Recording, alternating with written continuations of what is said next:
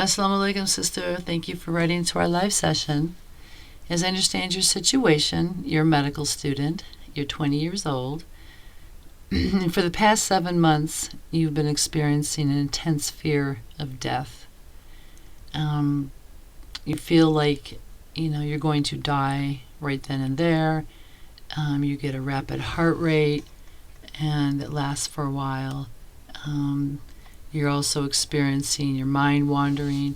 You stopped exercising and taking care of your body. You stopped eating healthy. And you just eat whatever you want because it takes your mind off of the feeling for a few minutes. And you've experienced a lot of physical symptoms, from unexplained body pains to chest pains to throat tightening, and you're very scared of this. And what's really compounded it is that sometimes you read Hadiths, or you'll read Quran, and certain parts will be speaking about death or giving what you see as signs of your impending or coming death. Sister, we're all going to die one day, right? Death is promised, and the thing is that we have to live the best that we can now. However, I personally have noticed that a lot of people in their early 20s tend to start thinking about their own mortality, right? And that's, either conscious or subconscious. And being that you're in the medical field, you're studying medicine, this might have inspired you to start thinking about death. You're studying the human body and you're studying medical illnesses and diseases and things like that. That might have started it. Or it might be some other factor. But I have noticed in my practice that a lot of people around your age, do develop an unhealthy and kind of obsessive fear of death around this age. Not everybody, but some. And everybody, I think, starts to, question their own mortality and look at their life and, analyze things, but it is done in a healthy way. But in some cases, it becomes like really out of hand, and it becomes kind of like a phobia, right? And it takes over one's life.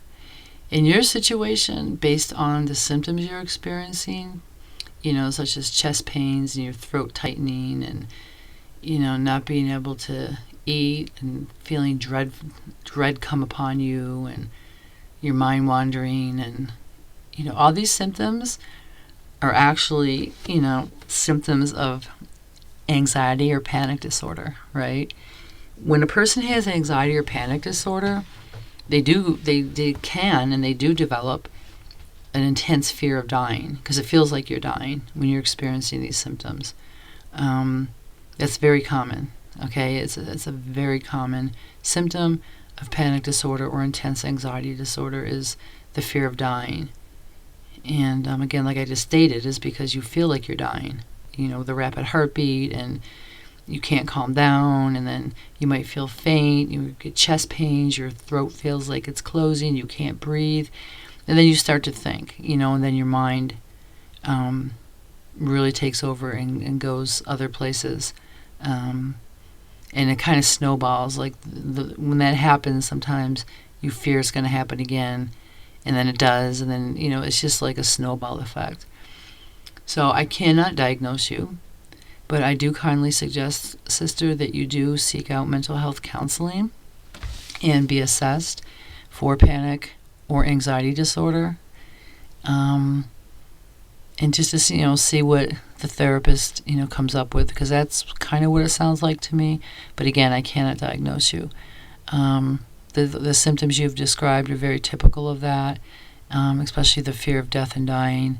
And if you do have panic or anxiety disorder, it is something that can be easily brought under control and managed, right? It's not like you have to live your whole life like this. I mean, you can get counseling, and you can, apply the therapeutic techniques that you're taught, and possibly medication if needed, to resolve this situation. So I do encourage you to please see a mental health therapist in your area. And please, have an assessment done and find out if this is indeed what it is. Again, it sounds to me like this is what it is, but again, I cannot diagnose you. And if it is manageable, it is treatable, and counseling will definitely, be needed and will help. Again, being that you're a medical student, this might have brought it on. Sometimes when we read intensely about things, and if we're especially emotionally or intellectually vulnerable to that, it will, take root in a predisposition in someone who, has panic or anxiety disorder, but it just has not surfaced yet. And sometimes, panic disorder and anxiety disorders run in families too, You might want to look at, your mom or your dad or some of your siblings or aunts and uncles and see if possibly they may have had it. But it is treatable, and it is resolvable, but you have to take those steps, to get counseling. So, sister, please, do get counseling. Trust in Allah, make do with to Allah, that He helps you along this path of healing, and let us know how you're doing.